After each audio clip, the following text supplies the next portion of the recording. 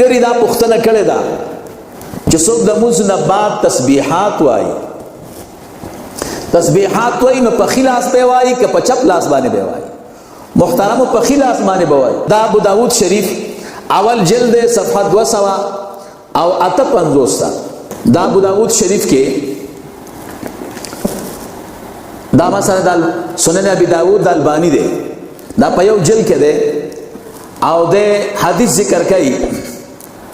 د حضرت عبد الله ابن عمر رضی الله تعالی عنہما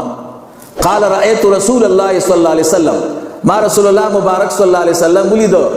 چې تسبیح به د ګوتو په بندونو باندې وي د دې حدیث راوی ابن قدامه وايي بيمينه په خیل اسمانه به وي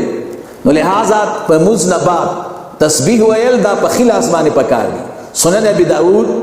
د البانی 258 حدیث نمبر دی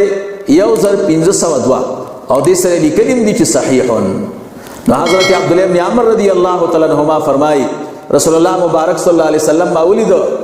یاخذ التسبیح قال ابن قدامه بيمينه نو په خیل اسمان تسبیح ویل پکار